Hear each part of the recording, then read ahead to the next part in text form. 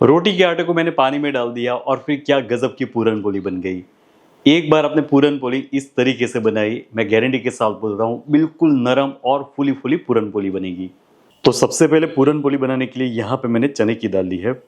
तो ये 200 ग्राम चने की दाल है जिसे मैंने 6 से 8 घंटे के लिए पानी में भिगो के रखा था। तभी दाल को हम प्रेशर कुकर में डाल देंगे। तो गुजरात में जो वेडमी बनते हैं उसमें हम तुर की दाल यानी कि अरहर की दाल का इस्तेमाल करते हैं, लेकिन ये जो महाराष्ट्रन पूरन पोली है वो बनती है चने की दाल से। और चने की दाल को आपको भिगो के रखना है, तो कम से कम आप इसे 6 घंटे के लिए भिगो के रखिए। अभी इसमें हम पानी मिलाएंगे। पानी है वो चने की दाल से आधे इंच तक ऊपर होना चाहिए। अभी पानी को हम अच्छी तरह से उबाल पिलाएंगे। अभी हमें कुकर को ढकना नहीं है, पानी को अच्छी तरह से एक बार उबलने देना है। अभी आप देखिए, जैसे ही पानी उबाल पे आ रहा है इसके ऊपर एक जाग जैसा बन गया है। तो ये जो जाग है वो हमें निकाल देना है। ये बहुत ही ज़रूरी स्टेप है, इसे आप स्किप मत कीजिएगा। तो ये सारा जाग हम निकाल देंगे। अभी आप देखिए पानी बिल्कुल क्लियर हो गया है। तो अभी कुकर को हम ढक देंगे। गैस की आंच को मीडियम रखेंगे और 3 सीटी तक इसे हम प्रेशर कुक करेंगे। जब तक दाल पक रही है तब तक हम आटा लगाएंगे। 2 कप हमें गेहूं का आटा लेना है। तो रोटी बनाने के लिए हम जो लेते हैं वही आटा मैंने लिया है। इसमें थोड़ा नमक मिलाएंगे, साथ ही में ½ टीस्पून हल्दी पाउडर मिलाएंगे। मोइन के लिए 1 टीस्पून तेल मिलाएंगे। अभी एक बार हाथों से अच्छी तरह से सब कुछ मिला लेंगे। तो बहुत सारे लोग जो ये पूरन पोली है वो बनाने के लिए मैदे का भी इस्तेमाल करते हैं, लेकिन गेहूं के आटे से भी बहुत ही गजब की बनती है। आप देखोगे ये बिल्कुल नरम बनेगी। अब इसमें थोड़ा थोड़ा करके पानी मिलाएंगे। तो इसका जो हम आटा तैयार करेंगे वो हमें बिल्कुल नरम आटा तैयार करना है।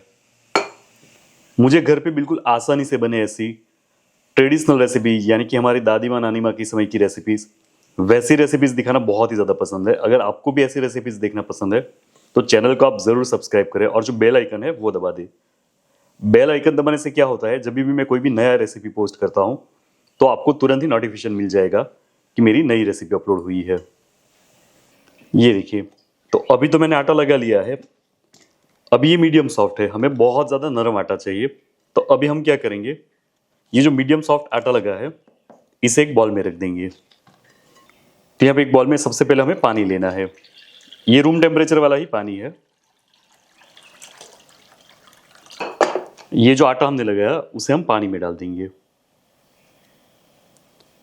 अब इसे हम 20 मिनट के लिए ऐसे ही रहने देंगे। अब इससे होता क्या है वो मैं आपको आगे वीडियो में दिखाऊंगा। अभी यहाँ पे मैंने 4 सीटी की है, 3 की जगह मैंने 4 सीटी की है। कुकर अपने आप ही ठंडा हो गया है तो इसे हम चेक करेंगे।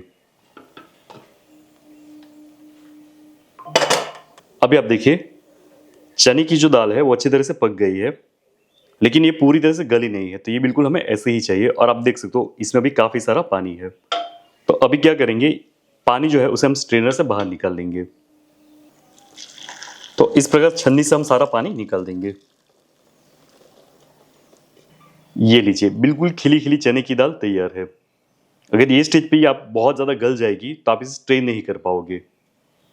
तो पानी इसीलिए हमने पहले से ही थोड़ा ज़्यादा रखा है कि इस प्रकार पानी को हम स्ट्रेन कर देंगे और खिली खिली चने की दाल हमको मिल जाएगी। अब एक कड़े में हम 2 टीस्पून घी लेंगे। जो चने की दाल को हमने प्रेशर कुक किया वो भी डाल देंगे। इसी के साथ इसमें हम गुड़ मिलाएंगे। तो यहाँ पे मैंने 3/4 कप गुड़ लिया है। गुड़ की जो क्वांटिटी है वो आप अपनी पसंद अनुसार रख सकते हो।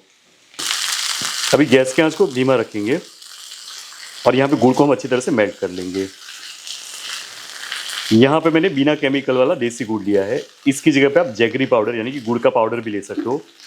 आप चाहो तो चीनी भी ले सकते हो, लेकिन गुड़ से इसका स्वाद बहुत ही बढ़िया आता है।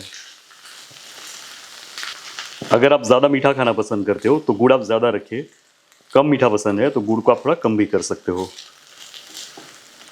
चने की दाल को इस प्रकार हम मैश करते जाएंगे। अभी आप देखिए 3 से 4 मिनट में जो गुड़ है वो भी मेल्ट हो गया है और ये जो मिश्रण है वो अच्छी तरह से गाढ़ा हो गया है। यहाँ पे एक चीज़ का आपको ध्यान रखना है, अगर आपने चने की दाल में बहुत ज़्यादा पानी डाला है या बहुत ज़्यादा गल गई है तो इस स्टेज पे आपको ज़्यादा समय लगेगा, लेकिन आपको कंसिस्टेंसी चेक करनी है। ये देखिए, इस प्रकार ये गाढ़ा होना चाहिए। दूसरा एक तरीका ऐसा भी है कि चम्मच आपको इस प्रकार सेंटर में रखनी है, वो इस प्रकार खड़ी रहनी चाहिए। तो आपको समझना है कि आपकी जो चने की दाल का मिश्रण है वो तैयार है। अब इसमें हम हाफ टी स्पून इलायची पाउडर मिलाएंगे। इसी के साथ जायफल को भी हम कद्दूकस कर लेंगे। तो थोड़ा हमें जायफल का पाउडर भी डालना है, इससे बहुत ज़्यादा टेस्टी बनती है। इसी के साथ यहाँ पे मैंने एक लौंग और आधी इंच का दालचीनी का टुकड़ा लिया है, इसे भी मैंने क्रश कर लिया है। लौंग और जो दालचीनी है उसे जब भी हमने चने की दाल को प्रेशर कुक किया उस समय भी आप डाल सकते थे, और ये दो चीज़ आप ज़रूर डालिएगा। पूरन पोली बहुत ज़्यादा टेस्टी बनेगी। तो अगर आपने पहले नहीं डाला है तो एक बार डाल के देखिए, बहुत ही गजब की बनेगी। अभी आप देखिए ये जो मिश्रण है वो तैयार है। तो अभी हम क्या करेंगे, इसे हम छान लेंगे ताकि बहुत ज़्यादा स्मूथ हो जाएगा। अभी क्या करेंगे, इस प्रकार मैंने छन्नी ली है, ये जो हमारा पूरन है इसे हमें छान लेना है ताकि ये बहुत ज़्यादा स्मूथ हो जाएगा।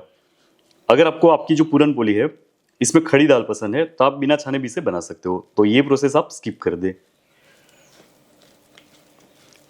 इस प्रकार अच्छी तरह से इसे हम छान लेंगे। ये देखिए, तो पूरन को मैंने छान लिया है, बहुत ही स्मूथ हो गया है। और आप इसकी कंसिस्टेंसी देखिए, बिल्कुल ये इस प्रकार गाढ़ा होना चाहिए। अभी जो आटा हमने पानी में रखा था इसे हम पानी में से बाहर निकाल लेंगे। अभी क्या करेंगे, आटे को हम हाथों से बहुत ही अच्छे से मसल लेंगे। ये बिल्कुल स्मूथ और स्टिकी आटा हो जाएगा, और ये हमें बिल्कुल ऐसा ही चाहिए। अभी पानी में रखने से क्या होगा, इसमें जो ग्लूटेन है वो जल्दी डेवलप होगा, इस पे एक इलास्टिसिटी आएगी, यानी कि आप इसे स्ट्रेच कर पाओगे। तो जब भी आप रोटी को बेलोगे ये फटेगी नहीं। तो इस प्रकार बहुत ही अच्छे से इसे हम मसल लेंगे। तो अगर आपको पानी में नहीं रखना है तो पहले से आप बहुत ज़्यादा पानी डाल के इसे गूंद सकते हो। जैसा हम रोटी बनाने के लिए गूंदते हैं वैसे ही स्टिकी आटा होना चाहिए, और बाद में आप इसे 1 घंटे के लिए रेस्ट दें। तो पानी में से निकालने के बाद आटे को हमें 3 से 4 मिनट के लिए बहुत ही अच्छे से गूंद लेना है, और गूंदने की ये प्रोसेस बहुत ही ज़रूरी है। अभी आप देखिए आटा बिल्कुल स्मूथ हो गया है, ये स्टिकी भी है, देखो हल्का सा मेरे हाथ में चिपक रहा है। तो बिल्कुल हमें ऐसा ही चाहिए। अगर कभी भी आपको ऐसा लगे कि आपका जो आटा है वो थोड़ा हार्ड है, तब थोड़ा पानी और गूंदने के लिए डाल सकते हो। लेकिन ये देखिए ये स्ट्रेची हो गया है। तो अभी जो पूरन पोली बनेगी वो बहुत ही नरम बनेगी। तो इसमें से हम पूरन पोली बनाएंगे। अभी आटे में से इस प्रकार नींबू की साइज का गोला बनाएंगे, इसे हाथों से इस प्रकार फैलाते हुए हम कटोरी बनाएंगे। अभी हमने जो स्टफिंग बनाया है, जो पूरन बनाया है, उसका मैंने इस प्रकार बॉल बना लिया है। तो वो बीच में रखेंगे और अंगूठा से हम स्टफिंग दबाएंगे, और जो आउटर लेयर है उसे हम दूसरे हाथ से ऊपर तक लेके आएंगे। तो इस प्रकार इसे हम सील कर देंगे। तो पूरन को आपको इस प्रकार दबाते जाना है, और जो बाहर का लेयर है उसे दूसरे हाथों की उंगली से ऊपर लेके आना है। तो ये बहुत ही टाइट आपका ऐसा बॉल बनेगा। जब ये ऊपर इस प्रकार मिल जाए तो इसे बहुत अच्छे से सील करेंगे, और जो अतिरिक्त हिस्सा है, जो एक्स्ट्रा पार्ट है, उसे हम निकाल देंगे। बस, तो इस प्रकार हमें सारे पेड़े तैयार कर लेने हैं। अभी बेलने के लिए हम गेहूं का सूखा आटा लेंगे। आप चाहो तो चावल का आटा लेके भी इसे बेल सकते हो, लेकिन गेहूं के आटे से बेलने से ये बहुत ही नरम बनेगी। अभी इसे हम पतला बेल लेंगे। तो इसे हमें हो सके उतना पतला बेलना है, क्योंकि स्टफिंग को हमने बहुत ही स्मूथ किया है, तो आप इसे बहुत ही आसानी से पतला बेल पाओगे। अगर स्टफिंग को आपने खड़ा रखा है, यानी कि इसमें चने की दाल है, तो बेलते समय ये हल्का सा फटेगी भी। तो बिल्कुल हल्के हाथों इस प्रकार इसे हम बेलते जाएंगे। इसकी जो साइज है वो आप अपनी पसंद अनुसार बड़ी या छोटी रख सकते हो। जब भी ज़रूरत लगती है तब आपको सूखा आटा लेना है, और इसे हम फिर से अच्छी तरह से बेल लेंगे। तो पूरन पोली को मैंने बेल लिया है, आप देख सकते हो मैंने इसे काफ़ी पतला बेला है। अब इसे हम सेक लेंगे। तो तवे को पहले आपको अच्छी तरह से गर्म कर लेना है, बाद में हम गैस की आंच को मीडियम कर देंगे। एक साइड आधी मिनट पकाएंगे, बाद में इसे हल्के हाथों हम पलट देंगे। दूसरी बाजू भी इसे हम पकने देंगे। अभी एक साइड पे हम थोड़ा घी डालेंगे। फिर से इसे पलट देंगे। हल्के हाथों दबाते हुए इसे हम सेकेंगे। कभी भी इसे बहुत ज़्यादा प्रेशर नहीं देना है। आप देख सकते हो अभी से बहुत ही बढ़िया फूल गई है। ये देखिए।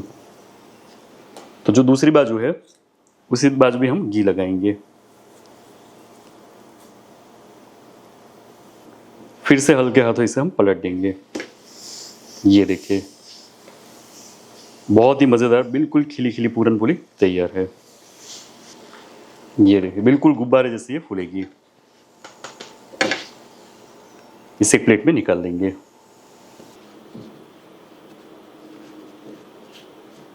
अगर आपको ये रेसिपी पसंद आई है तो इसे अपने फ्रेंड और फैमिली के साथ ज़रूर शेयर करें।